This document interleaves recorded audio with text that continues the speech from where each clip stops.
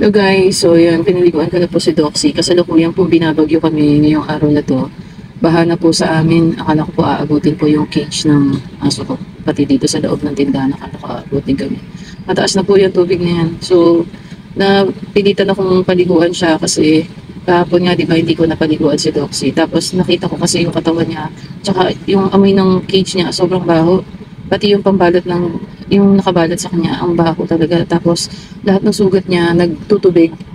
Kaya nag-form na naman siya ng panibagong balot dun sa katawan niya.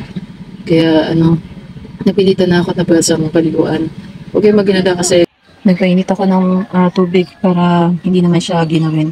Sobrang lakas ng hangin dyan. Kaya minamadali ko ng gusto yung pagpapaligo para naman hindi siya halos ginawin. Kaya yan, dun sa tingin niya medyo nasasaktan siya. Kaya dinadahan-dahan ko lang. Pati yung dun sa may niya sa gitna ng mata niya. Ang kapal na nung doon ng phone ng sa sugat niya. Tapos yung sa leeg, pinukuskus ko ng mabuti. Kasi grabe pala, may nakatagong sugat doon. Tapos meron din malalim na part na sugat. So yan, kinukuskus ko ng gusto.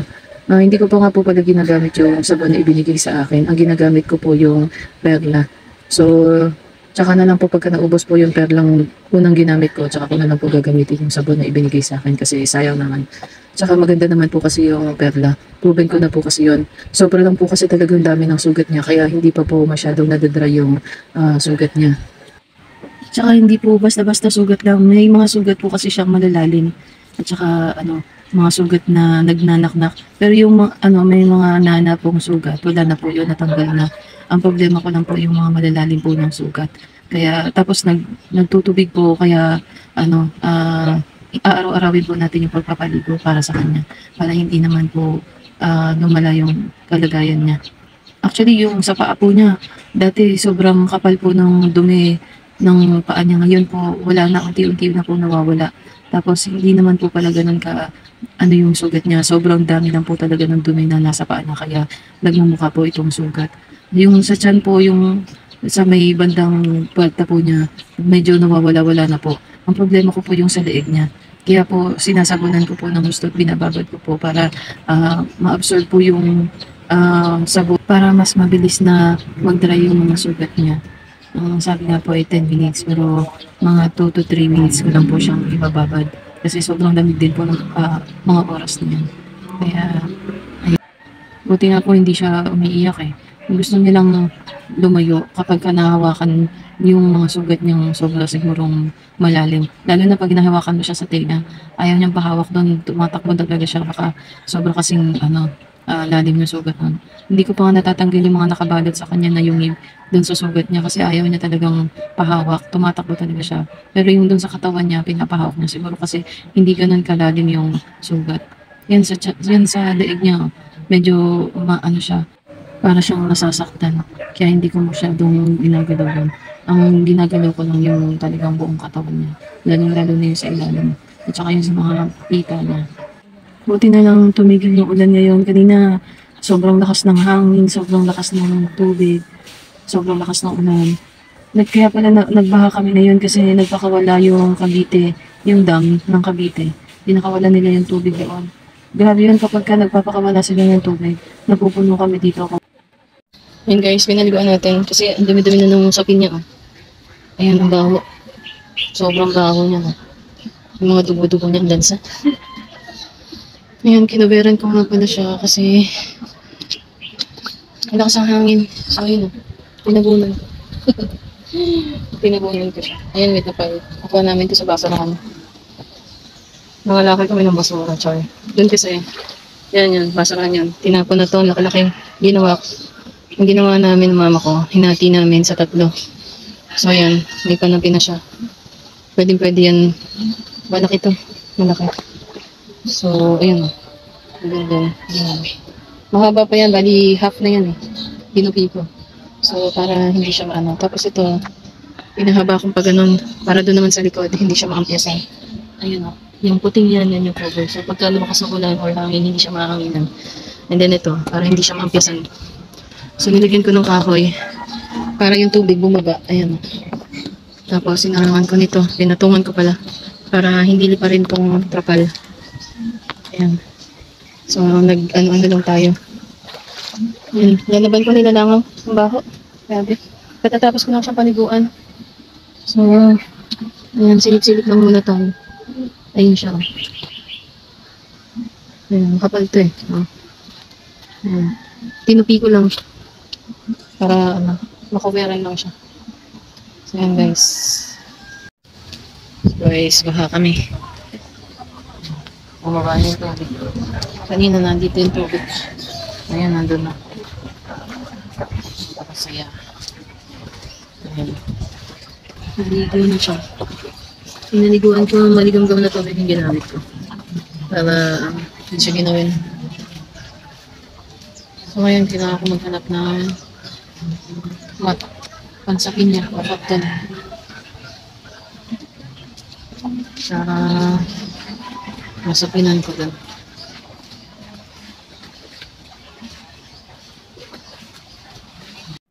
So guys, so yan. May bubong na siya. Nakita ko dun. Ayan, nilagay ko yung bubong para tapos trapal. Ayan, para hindi siya ginawin. Ang lakas ng hangin eh. Ayan. Ang lakas ng hangin. Ayan si Doxy. Bagong ligo. Hindi na mabantot sa loob. Nilinisan ko na. Ayan, magaling na yung sugat niya. Konti na lang. May mga malalalim siyang sugat eh. So, Doxy. Doxy.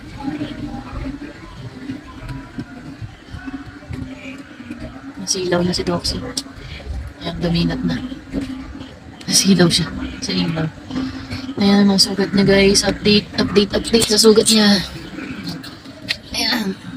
Ayan si Doxy. Nasisilaw si Doxy. May muta. So, di ba kasi nakakulong kasi siya. So, ayan yung mga sugat niya guys. May mga malalalim siyang sugat. Ngayon ko lang nakita. Ayan. Yung sa ulo niya. Ito. Kinamot niya kasi yan eh. Kaya ayan. Yun yung sa tiyan niya. Ayan. So, bukas, paliliguan ulit natin. Ganun na lang gagawin ko. Ayan, tuyo na ito. Ayan, tuyo na. Magaling na yung sa paa niya. So, itutuloy lang natin. Wala na eh. Yung malala niya nasa likod. Tsaka yun. Meron siya sa mga liig. Yun o. Yun ang malala niya eh. Kaya ko siya ni-razor. So, pakakainin natin sa Doxy ngayon kasi gabi na. Pwede natin yung pakainan. So, ayan guys. Dapat lang tayo. Ayan natin dito. Wala tayong pang-scoop. Tatlong scoop yung binigay ko sa kanya. Makain niya. Yung kinain naman niya, hindi na siya nangyari. Ito na siguro.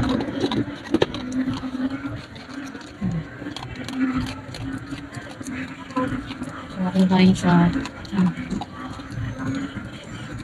So, bukas naman ulit guys. After niya, matutulog na siya. May tubig na naman siya. So, nakasecured na naman yung mga niya. Yung higaan niya, yung cage niya, secured na. Hindi na ako mangangamba. Kahit bumakas pa yung ulan. Update nga pala, wala nang baha. Yan guys. Nakikita nyo ba? Wala na kaming baha. Kanina, yung tubig nandito. Kaya pala dumami yung tubig, tapos ang tagal bumaba ng tubig. Yung Cavite pala, yung dam ng Cavite, nagpakawala ng tubig. Kasi ganun ang nangyayari kapag nagpapakawala ng tubig yung dam ng Cavite. Ang dami. Nalulunod kami rito. Sa San Pedro, dami kami. Kaya yan. So, okay na. Kung nakikita niyo, wala nang konti na lang. Mauubos namin yan. Maya-maya, wag lang uulan. Ayan o. Hindi na kasi kumain o. Takaw niya o. Ubos na.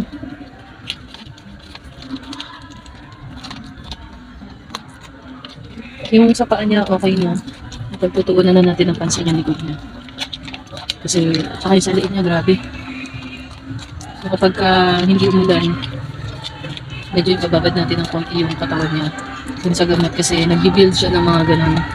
Yun yung may itim-itim na yun. Yun yung nagtutubig sa sugat niya. Tapos nag-build siya, nag-form siya ng parang matigas na sugat.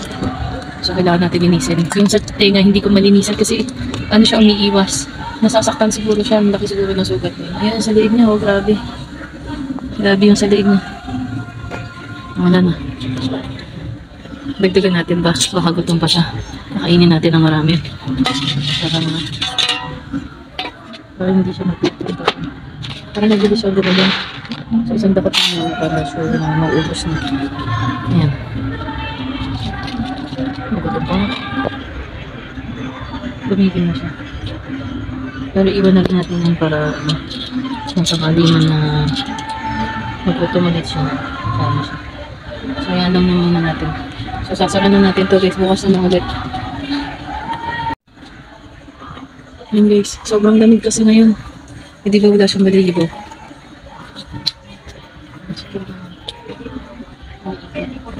So kung tukas man to, okay lang. May papasok na hangin doon. Doon kasi sa loob. Ayan. May labasan pa naman ng ano. Napikit na siya. Okay, sige. Bukas na ulit.